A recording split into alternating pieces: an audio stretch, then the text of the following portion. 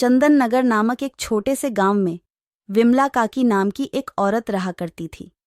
उसकी बबली नाम की बहू थी, जो बहुत ही सीधी और सांवली थी, जिसकी वजह से बिमला काकी उसे बिल्कुल भी पसंद नहीं किया करती। एक दिन बिमला काकी अपनी झोपड़ी में आराम से खर्राटे लेकर सो रही होती है। तभी अचानक एक कांच की बोतल के गिरने की आवाज आती है और विमला काकी की अचानक से आंख खुल जाती है। विमला, अरे अब क्या हो गया? अब ना जाने इस बबली बहू ने क्या तोड़ दिया। हाय, चलकर देखूं तो सही। जिसके बाद विमला काकी रसोई में जाती है और देखती है कि उसकी बहू टूटी हुई अचार की कांच की बोतल के पास खड़ी है और उसके हाथ में कुछ अचार के टुकड़े हैं, जिसे बबली बड़े मजे से खा रही होती है। बबली, अरे वाह वाह, कितना स्वादिष्ट और मजेदार अचार है। लेकिन अब माँ जी तो मुझ पे बहुत गुस्सा करेगी। मुझसे तो पूरी अचार की बोतल ही टूट गई। अब मैं क्या करूंगी? विमला, अरे बबली बहू, ये क्या किया तूने? मेरा बनाया सारा अचार गिरा दिया तूने। ये कैसी बहू पल्ले परी है, जो भी करती है बस उल्टा ही करती है। ना तो तेरा रूप है ना गुण। ना जाने कौन सी घड़ी में मैं तुझे अपने बिरजू के लिए ब्याह कर ले आई। मेरा सारा आचार। बबली, ना जाने क्यों माँ जी हमेशा मेरे रूप को लेकर बातें बनाती है। अगर मैं रूपवती नहीं हूं तो इसमें मेरी क्या भूल। ऊपर वाले ने ही मुझे बदसूरत बनाया है। माँ जी भी ये बात समझती नहीं है। अगले दिन विमला काकी जंगल में से कुछ केले के पत्तों को तोड़कर लाती है और अपनी झोपड़ी में लेकर जाती है और बबली को तेज आवाज लगाते हुए कहती है। विमला, अरे ओ बबली बहू, कहाँ है? जल्दी बाहर तो आ जरा। बबली, अरे ये क्या?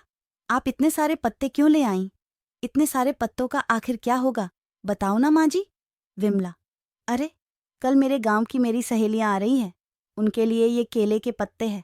उन्हें केले के पत्तों पर खाना बहुत पसंद है, इसलिए ये केले के पत्ते कल के भोजन में इस्तेमाल करना।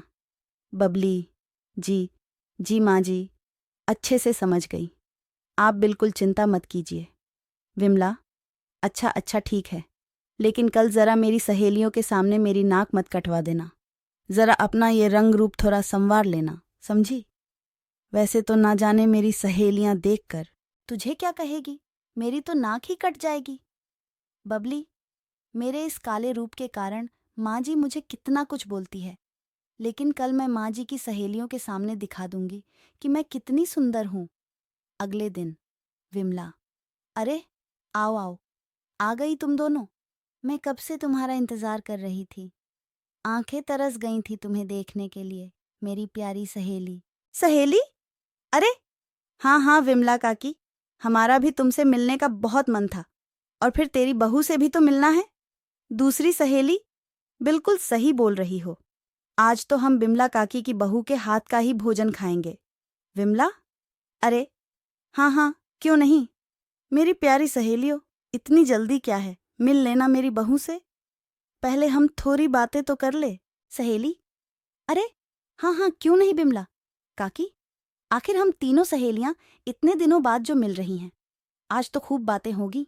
बबली, अरे लगता है माँ जी की सहेलियां आ गई है। मुझे उनके सामने सज संवर कर जाना होगा। लेकिन मेरा ये काला रंग, मैं इसे कैसे छुपाऊं? विमला, ओ बबली बहू, जरा बाहर तो आ, देख तो कौन आया है। तभी बबली बाहर सबके सामने जाती है। बबली की हालत बहुत खराब होती है। देखने में बबली बहुत खराब लग रही होती है, जिसे देखकर विमला काकी की दोनों सहेलियां हंसने लगती हैं। सहेली बिमला काकी, तेरी बहू तो सबसे निराली है निराली। अपनी सहेलियों की ऐसी बातें सुनकर विमला को बहुत गुस्सा आता है। बबली, देखिए माँ जी, मैं हो गई बहुत सुंदर। आपने बोला था ना आज आपकी सहेलियों के सामने सुंदर लगना है, तो देखो लग रही हूं ना सुंदर। विमला, अरे थोड़ी सी बुद्धू है मेरी बहू, इसीलिए।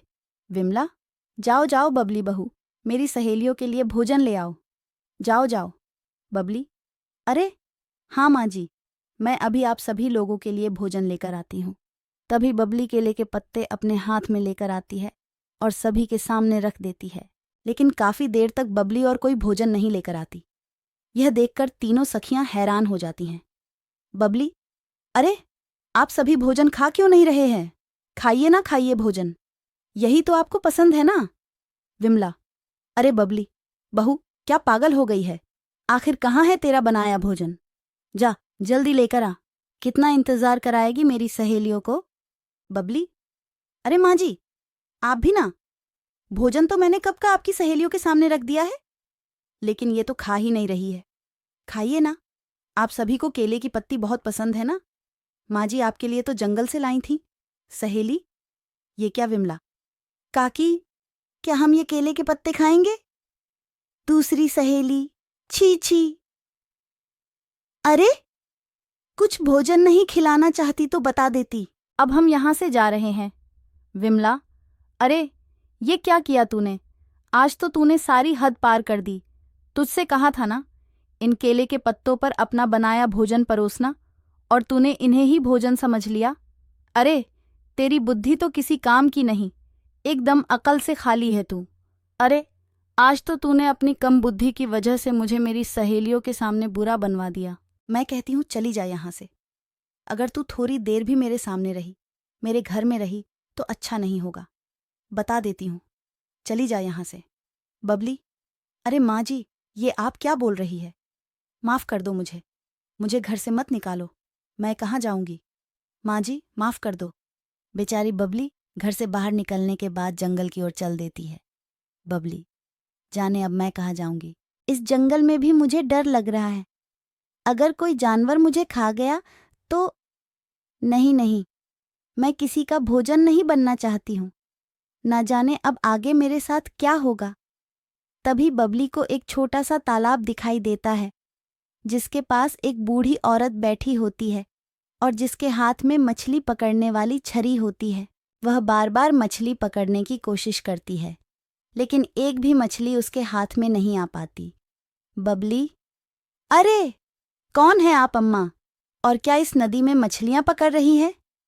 बुढ़िया, अरे बेटी, मैं एक बुढ़िया अभागी हूँ जो इस जंगल में रहा करती हूँ और अक्सर इस तालाब से कुछ मछलियां पकड़ के